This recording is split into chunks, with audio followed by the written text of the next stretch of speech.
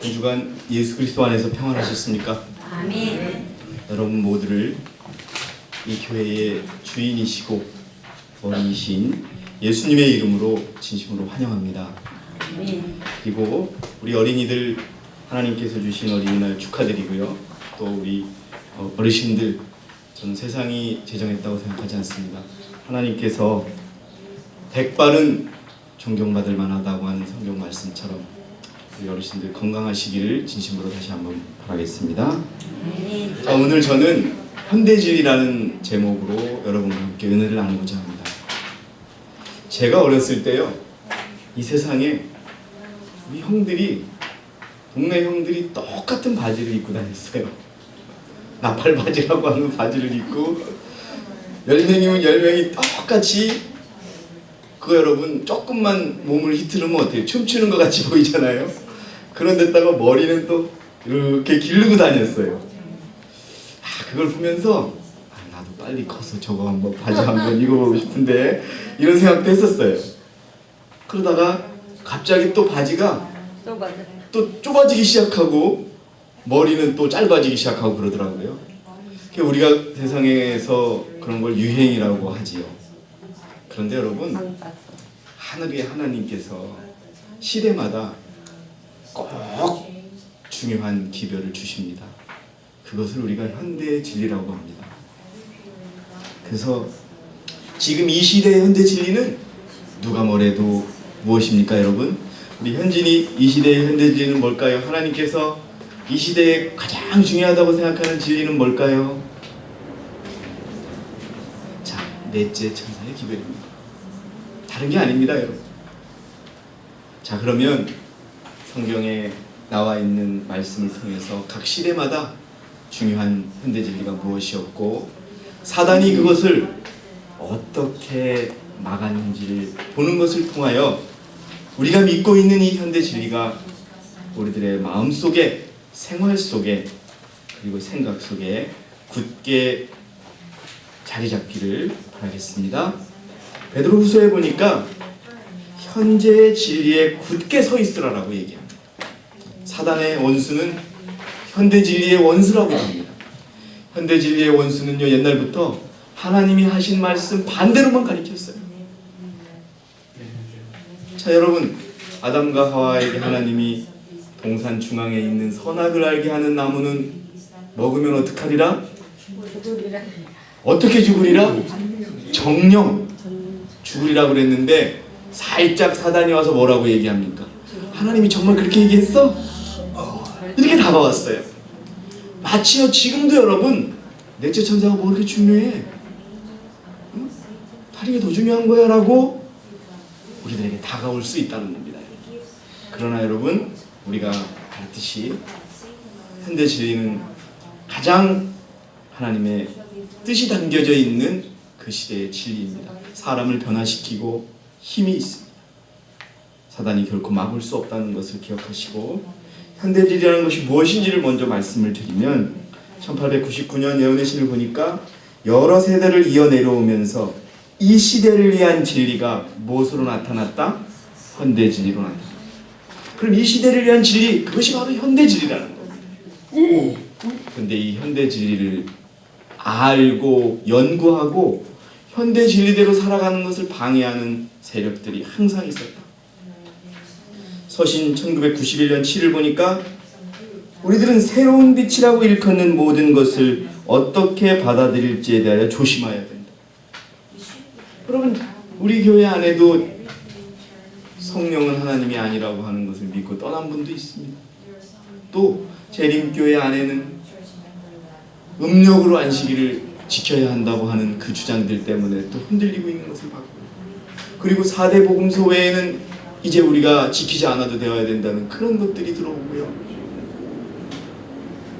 여러분, 새로운 빛들에 대해서 조심하셔야 돼요. 마치 이 교회의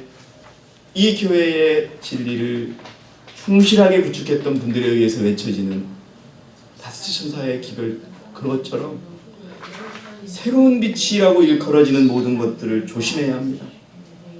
나는 어떤 애매하고 별로 중요하지 않은 문제, 완전히 밝혀지지 않은 어떤 사실 혹은 우리 구원에 절대적으로 필요하지 않은 문제들에 대하여 깊게 생각하는 것은 원수의 계략임을 보게 되었다.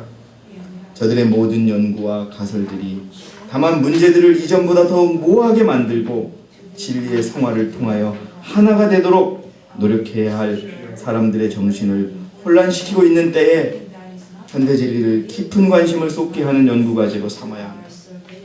사실 여러분, 현대 진리가 중요한 겁니다. 아담과 하와 시대의 현대 진리는 아까도 말씀드렸듯이 뭐예요? 창세기 2장 17절에 선과 악의 지식의 나무에서 나는 것은 어떡하라? 먹지 마라. 내가 거기서 나는 것을 먹는 날에는 반드시 죽으리라 하시니. 누가 말씀하신 거예요? 하나님 그때 직접 말씀하셨어요. 부조와 선지자 48페이지의 내용을 우리 정희경 자매님께서 한번 읽어주시기 바랍니다.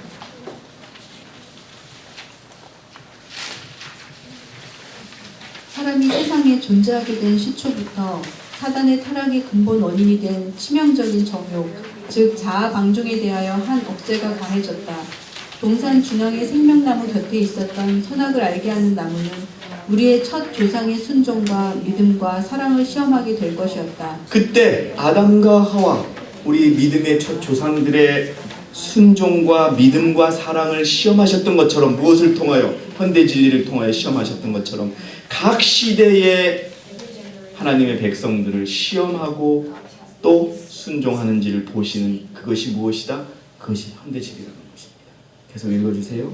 다른 모든 나무의 실과는 마음대로 먹도록 허락되었지만 이 나무의 실과를 맛보는 것은 금지되었다. 만일 먹게 되면 죽음의 고통을 당할 것이었다. 그들은 또한 사단의 유혹을 당할 것이었다. 그러나 그들이 시험에 견딘다면 마침내 그들은 사단의 세력이 미치지 못하는 곳에 있게 될 것이었으며 영원히 하나님의 총애를 받을 것이었다. 그러나 불행하게도 이 땅에 내려졌던 첫 번째 현대 진리는 아담과 하와에 의해서 지켜졌습니까? 아니면 지켜지지 못했습니까? 지켜지지 못했습니다. 그리고 세월이 조금 흘러서 가인과 아벨의 시대의 현대 진리가 주어졌습니다. 자, 부조와 선지자 72페이지 우리 박수정 집사님께서 한번 읽어주시기 바랍니다. 가인과 아벨 시대의 현대 진리. 믿음으로 아벨은 가인보다 더 나은 제사를 하나님께 드렸다. 아벨은 구속의 대원칙의 의미를 파악하였다. 그는 자신이 죄인인 것과 죄와 그 죄의 형벌인 죽음이 그의 영혼과 하나님과의 교통을 가로막고 있는 것을 보았다. 그는 죽임을 당한 제물, 즉 희생된 생명을 드림으로 범해진 바 된 율법의 요구를 승인하였다. 그는 흘려진 피를 통하여 미래의 희생, 즉 그리스도께서 갈바리의 십자가에서 죽으시는 것을 바라보았다. 그리고 그곳에서 이루어질 속죄를 의지함으로 그가 의로워졌으며 그의 제물이 받으신 바 되었다는 증거를 얻었다. 하나님께서 가인과 아벨을 두고 친히 말씀하셨어요. 제사를 무엇을 가지고 와서 드려라? 여러분, 어떤 제사를 드리라고 했습니까? 네 땅에서 난 소산을 가지고 와서 제사를 드리라고 그랬어요? 아니면 어린 양을 가지고 와서 제사를 드리라고 그랬습니까? 어린 양을 제사를 가져와서 제사를 드리라는 거예요. 하나님이 분명히 가르쳐줬어요. 그런데 가인은 어떤 제사를 드렸습니까? 땅의 소산물들을 갖다 드렸고, 그리고 아벨은 어떤 제사를 드렸어요? 양을 드렸습니다. 근데 하나님께서는 어떤 것만 받으셨어요? 아벨의 제사를 받아들였던 겁니다. 바로 그 일을 통하여 여러분, 아벨은 하나님의 구속의 그 원리를 깨닫게 된 것입니다. 그런데 여러분, 하나님의 뜻인 현대 진리를 따르지 않았던 가인은 이 땅의 최초의 살인자가 되는 그런 불행한 길을 겪게 됩니다. 자기의 동생을 쳐서 죽이는 살인자가 되고, 현대 진리를 거스른 그 일은 엄청난 그런 파급 효과를 가져오는 것입니다. 창세기 4장 3절에서 5절에 시간이 흐른 후에 가인은 땅에서 나는 열매를 가져다가 주께 제물로 드렸고, 아벨도 자기 양떼 가운데서 첫배 새끼들과 그 살진 것을 가져왔더니 주께서 아벨과 그의 제물은 받으셨으나 가인과 그의 제물은 받지 아니하셨다. 여러분들이시여, 현대 진리는 순종하느냐 순종하지 않느냐에 따라서 그 결과가 어떻다? 확연히 바뀐다는 것입니다. 자, 그럼 다시 시대가 흘렀습니다. 노아 시대의 현대 진리는 무엇일까요? 방주를 만들었다. 하나님을 경배하라. 율법을 지켜라. 이런 것이 아니고 딱 하나 무엇이다? 방주를 만들었다. 자, 히브리 11장 7절의 말씀을 한번 읽어주시기 바랍니다. 수현 집사님께서 3페이지 히브리 11장 7절 노아 시대의 현대 진리입니다. 믿음으로 노아는 아직 보지 못한 일들에 대해 하나님의 경고하심을 받고 두려움으로 행하여 방주를 예비함으로 자기 집안을 구원하였으니 그것을 통하여 세상을 정죄하고 믿음에 의한 의의 상속자가 되었느니라. 여러분, 노아가 방주를 짓자, 방주에 들어가자라고 몇 년을 외쳤습니까? 예, 뭐 몇 달 외친 게 아니에요. 그런데 여러분, 결과적으로 노아의 방주에 탔던 사람은 몇 명이었다? 8. 그 당시에 인구로 봐서는요, 너무 많은 사람들이 현대 진리에 순종합니다. 그런데 현대 진리에 순종하지 않은 사람들은 어떤 결과를 가져왔다? 다 죽었다. 다른 게 없었어요. 죄를 지었거나 뭐 부인이 수백 명이 있거나 뭐 돈을 훔쳤거나 딱 하나만 들었으면 돼요. 노아의 방주를 지어서 들어가면 됐었던 겁니다. 그러나 그것은 지켜지지 않아요. 왜? 사단이 얼마나 방해했는 줄 아세요? 비가 올 흔적조차도 없었어요. 들에는 풍성한 과일들, 농작물은 심는 대로 잘 됐고, 짐승들은 잘 자랐고, 곳간에는 모든 것들이 차고 넘치고, 그러자 사람들은 먹고 마셨고 시집 들고 장가가는 길에 빠졌어요.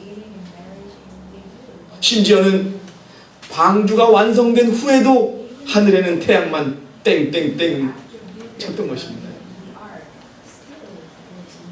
그러나 부조와 선지자 92페이지에 있는 내용 좀 읽어주시기 바랍니다. 집사님. 노아가 세상에 그의 경고의 기별을 전하고 있는 동안 그의 업적이 그의 성실성을 증거하였다. 이와 같이 하여 그의 믿음은 온전케 되었고 분명하게 드러났다. 그는 하나님께서 말씀하신 것을 그대로 믿는 모범을 세상에 보여주었다. 여러분, 날씨가 맑고 들에는 꽃들과 열매들이 잘 자라는데 홍수 때문에 방주를 짓자 그러면 사람들이 뭐라 그럴까요? 미쳤다고 할 거예요. 여러분, 지금 우리를 세상 사람들과 재림교인들이 미쳤다 그래요. 이 큰 교회를 두고 그 조만한 교회에 가서 똑같은 세천사의 기별을 믿는다고 하면서 왜 그러냐고 합니다. 그러나 여러분, 우리는 지금 믿음으로 하나님의 명령하신 방주를 짓고 계시다는 것을 잊지 마시기 바랍니다. 방주에 들어가야만이 살 수가 있는 것입니다. 계속 읽어주세요. 그가 소유했던 모든 것을 그는 방주를 짓는 데 바쳤다. 그가 마른 땅 위에 저 굉장한 배를 짓기 시작하였을 때에 많은 군중은 사방에서 그 이상스러운 광경을 보려고 또 그 비범한 설교자의 진지하고 열렬한 말을 들으려고 왔다. 방주를 짓기 위하여 내리치는 망치질 하나하나는 백성들에게 한 증거였다. 예. 그러나 수많은 사람들이 노아의 설교는 들었지만 방주를 짓는 데는 동참하지 않았습니다. 여러분, 이 교회에 제가 늘 말씀드리죠. 제가 이 교회에 2004년에 왔는데요. 2004년 이후에 지금까지 이 교회를 왔다가 떠나신 분들이 100여 명이 넘어요. 정말 그분들만 정말 노아와 시대처럼 방주를 쥐었던 것처럼 이 현대 진리에 동참했었더라면 어떻은가 하는 생각이 듭니다. 그만큼 현대 진리를 믿는 것은 쉬워요, 어려워요? 쉽지가 않습니다.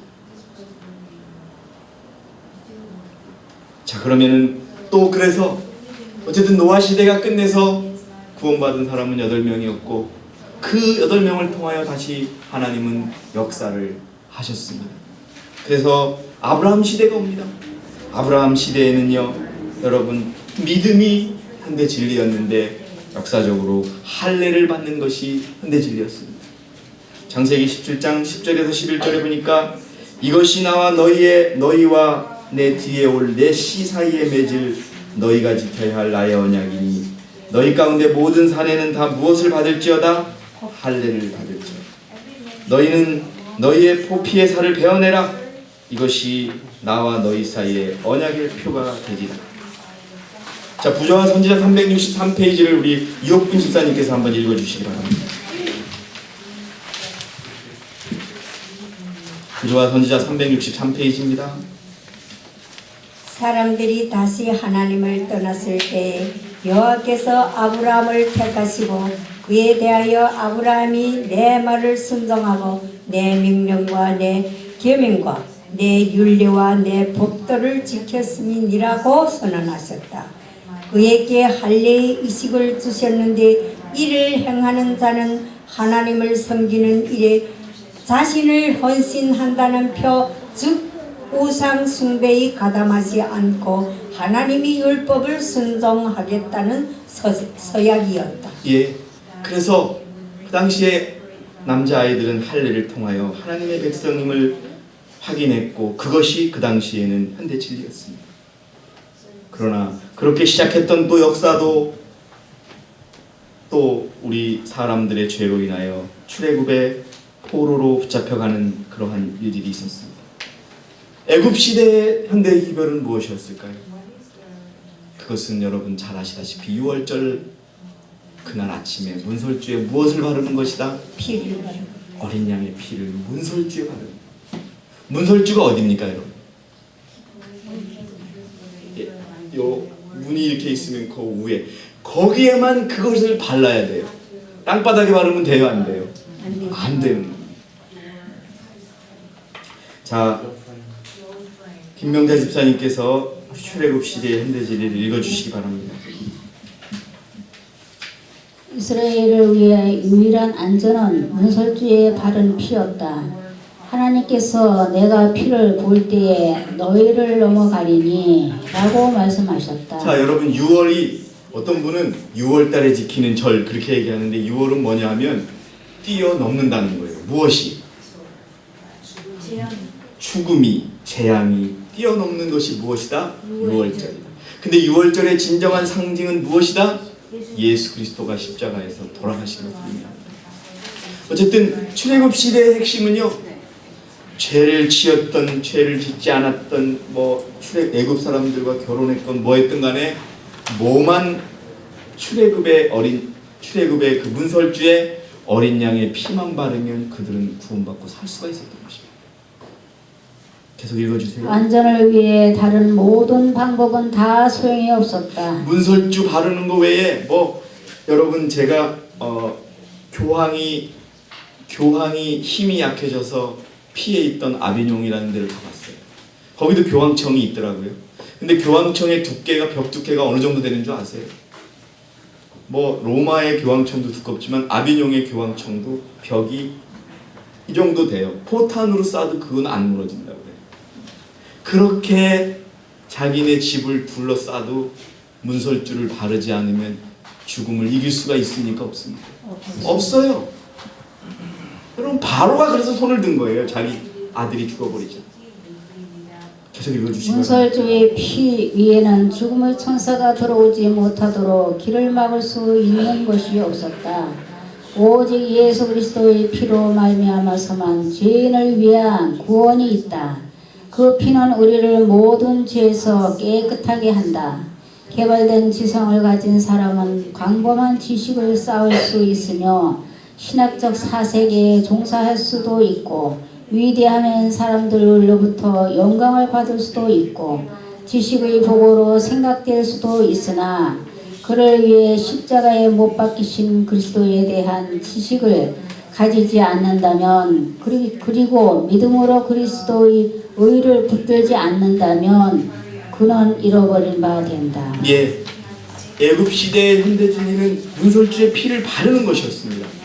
그런데 여러분 지금 문설주에 육안으로 보는 자기 집 대문에 어린 양의 피를 갖다 바르고 구원을 받을 수 있습니까? 없습니까? 없습니다. 그거는 이미 그 시대의 현대 진리로 끝난 것입니다. 그러나 그 정신, 예수 그리스도의 피가 우리를 구원했다는 정신은 아직 우리에게 살아있는 것이지요. 그런데 지금도 대문 앞에 문설주를 바르는 사람들이 있습니다. 유월절을 지키는 사람들이 있어요. 유월절을 지켜야만 한다고 우리 교회 집회에 와서 집회 도중에 그 당시 사역자분에게 질문하고 했을 때 사역자분께서 뭐라고 말씀하셨냐? 각 시대의 현대 진리에 맞게 따라야 한다고 분명하게 얘기했습니다. 자, 그러면 여러분 출애굽 시대가 지나서 예수님 당시의 현대 진리는 무엇일까요? 우리 어린이들, 현대 진리가 이렇게 시대마다 바뀌었는데요. 예수님 당시의 현대 진리는 뭘까요? 예수님의 이름을 믿는 것이었습니다. 누구든지 그를 영접한 사람들에게는 하나님의 아들들이 되는 권세를 주셨으니 즉 그의 이름을 믿는 사람에게니라. 근데 여러분 예수님 당시 예수님 믿는 사람들이 많았어요? 적었어요? 적었다는 거. 제자 12명, 또 다른 제자 70명. 예수님의 사역에 있어서요, 실제적으로 많은 사람들이 듣고 따랐지만 제자라고 칭할 사람은 100명 정도도 안 됐습니다. 예수님의 이름을 안 믿었습니다. 예수님의 이름이 무슨 뜻이었습니까요? 죄에서 구원해주는 사람이라는 뜻의 예수라는 이름을 안 믿었습니다. 그러나 예수의 이름을 믿고 그를 믿는 자는 영생을 얻는다는 것이, 그것이 예수님 당시 그리고 지금도 그것은 진리가 되고 있습니다. 그러나 지금 우리가 살고 있는 2018년 지금의 현대 진리의 첫 번째 현대 진리는 무엇이냐? 그것은 새 천사의 기별입니다. 이 기별이 전파된 지, 자 여러분, 첫째 천사가 누굽니까? 박수영 집사님, 첫째 천사를 누구를 첫째 천사라고 합니까? 모르세요? 우리 브라더 안토니오, do you know the meaning of first angels? Fear God and His Lord, to Him who created the world, the earth, and everything that there is. 예, 제가 성경 구절을 여쭤본 게 아니라 누구를 첫째 천사들이라고 불렀느냐. 예, 여러분, 우리 범준이가 답을 줬는데요. 분명하게 말하는 것은 왜 우리가 첫째, 둘째, 셋째, 넷째 천사를 이야기하느냐. 성경에 제가 오늘 오후 시간에 자료 하나를 나눠드릴 거예요. 계시록에만 해도 천사가 수십 번 나와요. 그런데 그 천사가 사람을 상징한다고 하는 천사는 첫째, 둘째, 셋째, 넷째밖에 없다는 거예요. 첫 번째 첫째 천사를 누구로 말했냐? 우리 범준이가 얘기한 것처럼 밀러주의자들을 첫째 천사라고 그랬어요. 그것이 뭐예요? 1944년에 예수님이 온다는 것을 믿었던 사람들을 첫째 천사라고 불렀어요. 그럼 둘째 천사는 누구였어요? 정재현 선생님. 아닙니다. 둘째 천사는 누구냐? 3월 22일 날 예수님이 오셨어요? 안 오셨어요? 그래서 많은 사람들이 떠나갔을 때 날짜가 잘못 계산됐다라고 해서 7개월 후에 예수님이 오신다고 그러면서 기별을 외쳤던 7개월 운동자들을 둘째 천사라고 불렀어요. 여러분, 우리가 집회 시간에 다 배웠어요. 성경에 그들을 7달 운동을 벌인 자들을 둘째 천사로 불렀다. 그럼 셋째 천사는 누구예요? 예? 아닙니다.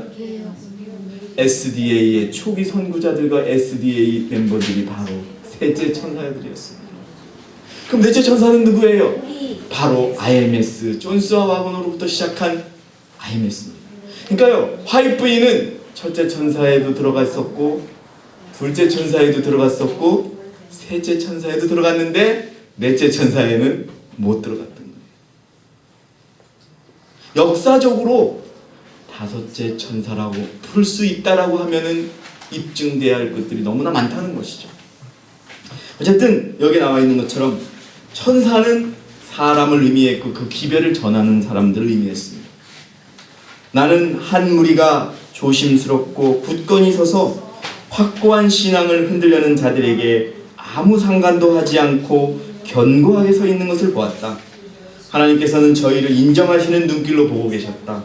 나는 첫째, 둘째, 셋째 천사의 기별인 세 단계를 보았다. 나와 함께 있던 천사는 다음과 같이 말하였다. 이 기별 가운데서 말 한마디, 글자 한 글자라도 고치는 자가 있으면 그에게 화가 있을 것이다. 이 기별에 대한 진정한 이해가 절대로 필요하다. 영혼의 운명이 그 기별을 받는 태도 여하에 달려있기 때문이다. 여러분, 엄청나게 중요한 기별입니다. 그리고 선지자는 이것을 하나님께 받은 계시를 통하여 이미 정리를 다 해놓으셨습니다. 우리는 그것을 보고 배우고 읽고 그렇게 생애하고 있습니다. 그리고 또 하나의 중요한 건강기별이 현대진리입니다. 여러분, 오늘 우리 집사람이 아침에 간증을 했지만 우리 범서가 재림교회 학교에 다닐 때 범서한테 별명이 하나 있었습니다. 뭔지 아세요? 소라고 불렀어요. 소, 풀만 먹는다고. 그래서 우리 범서는 어린 마음에 고기를 먹지 않는 것을 배웠고 생선을 먹지 않는 것을 배워서 그렇게 먹는데, 이 셋째 천사였던 그 교회 안의 사람들이 우리 범서를 두고 소라고 부르는 겁니다. 그들이 현대진리를 놓친 거지. 우리는 많은 증거를 통하여 재림교회 안에서 육식이 행해지고 있음을 보고 있습니다. 현대진리를 어기고 있는 것입니다. 자, 건강기별 한번 우리 읽어주시기 바랍니다. 김명재 집사님. 건강개혁 사업은 세상에서 고통을 감소시키고 주님의 교회를 순결하게 하기 위한 그분의 수단이다. 사람들이 육체적 영적 건강을 회복하는 일에 일꾼의 주가 되시는 분과 협력함으로써 하나님이 도우시는 손으로 활동할 수 있다는 사실을 그들에게 가르쳐 주라. 이 사업은 하늘의 표를 간직하고 있으므로 다른 귀중한 진리들이 들어갈 문을 열어줄 것이다. 이 사업은 지혜롭게 담당할 모든 사람에게는 일할 여지가 있다. 예, 여러분, 우리의 복음이 쉽게 들어가지 않은 이유는 사실은 우리의 복음이 들어가야 될 사람들이 육식을 하고 있기 때문에 그럴 수도 있습니다. 지난 겨울 집회 때 우리 정재현 형제께서 침례를 받았습니다. 근데 목사님이 정재현 형제가 바로 침례를 받는 것이 좋은가 안 좋은가를 생각할 때 여러 가지 질문을 했는데 정재현 형제에게 물었어요. 그동안 오랜 세월 동안 교회를 나오지 않았는데 채식은 했습니까? 그랬더니 정재현 형제의 답이 어떠한 일이 있어도 채식은 하고 살았습니다 라고 했어요. 그러니까 목사님이 그러면 자기는 우리 정재현 형제가 입교하는 것에 대해서 반대하지 않겠다고, 현대진리를 믿고 있었다고. 여러분, 이 건강기별 어느 곳에든지 지켜질 때 그것이 여러분 우리에게 큰 의미를 갖는다는 것을 잊지 마시기 바랍니다. 자, 그리고 진정한 의미의 현대진리, 이 시대의 현대진리는 바로 18장 천사의 기별입니다. 우리가 믿는 기별입니다. 자, 우리 목사에게 보내는 권면 92페이지의 내용을 우리 조명자 사모님이 한번 읽어주시기 바랍니다. 주님께서는 크신 자비를 베푸셔서 와그너와 존슨 목사를 통해 그분의 백성들에게 지극히 소중한 기별을 보냈습니다. 예, 여러분, 이게 몇 년도에 왔다고요? 1888년. 이게 바로 18장 천사가 하늘에서 내려온 것입니다. 그 다음에요, 그것은 보증물을 믿음으로 말미암는 칭의를 제시하였다. 예, 여러분, 새 천사의 기별은 믿음으로 말미암은 의입니까 아닙니까? 새 천사의 기별은 믿음으로 말미암은 의입니까 아닙니까? 그것도 믿음으로 말미암은 의였습니다. 예? 똑같은 것을 넷째 천사, 자, 여러분, 주체가 셋째 천사가 기별을 잘 전했으면 넷째 천사가 필요합니까? 안 필요합니까? 필요하지 않았어요. 예, 목사님 말씀하신 것처럼 새 천사가 힘을 잃었어요. 그래서 그 말을 전하는 것을 잘 못하게 되자 넷째 천사가 와서 똑같은 기별을 전하는 겁니다, 여러분. 그게 현대 진리였어요. 계속 읽어주세요. 그것은 백성들에게 그리스도의 의를 받아들이도록 초청했는데 이것은 하나님의 모든 계명에 대한 순종으로 나타난다. 많은 사람들은 예수님을 시야에서 잃어버렸다. 예수님을 믿는다고 하는 사람이 전 세계에 30억인데 예수님을 잃어버렸어요. 근데 어떻게 믿을 수 있겠습니까? 계속 읽어주시기 바랍니다. 이것이야말로 하나님께서 세상에 전파하도록 명하신 기별이다. 이것은 셋째 천사의 기별이며 이 기별은 큰 소리로 전파되고 크나큰 성령의 부여지심이 수반될 것이다. 넷째 천사는 세 천사의 기별입니다, 여러분. 그것이 어떻게 우리에 의해서 힘있게 전파될 것이고 성령에 의하여 힘이 실어질 것이라는 겁니다, 여러분. 자, 그 다음에 내용을 우리 조몽재 사모님 또 읽어주시기 바랍니다.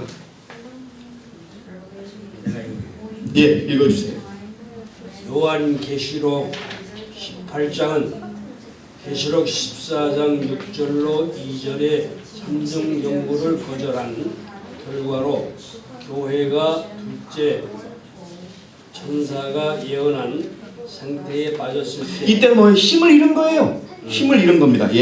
아직도 바벨론 가운데 남아있는 하나님의 백성을 향하여 그 가운데서 나오라는 초청이 주어질 시기를 지적하고 있다. 이 기별은 이 세상에 전해질 최후의 기별이며 그것으로서 그 사업이 맞춰질 것이다. 여러분 여기 뭐라고 적혀 있습니까? 바로 우리가 전하는 이 기별이 무엇인 최후의 기별이고 그 기별은 없다. 없습니다. 여러분 시간이 길어졌다고요? 하나님이 인내하심이 길어진 것입니다. 여러분 그러나 분명 다른 기별은 없습니다. 여러분 제가 한 가지 통계를 말씀드릴까요? 재림교회 안에서 이 넷째 천사 기별 외에 또 다른 각종 이설들이 얼마나 많이 나왔는지 여러분 아십니까? 수십 가지가 나왔어요. 왜 그럴까요? 왜? 혼란을 시키기 위해서 무엇에 혼란을 주기 위해서? 진리를 분별하지 못하도록 넷째 천사를 흔들기 위해서 사단이 만들어낸 거짓 현대진이라는 것입니다. 왜? 넷째 천사가 힘을 계속 가지고 이 사업을 마쳐야 되는데 넷째 천사가 방해받고 힘을 잃으면 또다시 어떻게 돼요? 사업은 지연될 수밖에 없는 거예요. 사단이 하나님을 방해할 수 있는 유일한 방법은 넷째 천사에게 힘을 잃게 하는 방법 외에는 없는 겁니다, 여러분. 그러니까 이 교회에 여러분들의 가정에 우리 모두에게 매 순간 공격하고 사단이 흔드는 것입니다. 여러분 우리는 교회에 어떤 일이 생겼을 때 어떤 개인의 문제라고 생각하지 마십시오. 사단이 우리를 방해하기 위해서 그렇게 현대진리를 방해하기 위해서 공격하고 있구나라고 생각하시면 100% 맞는 겁니다.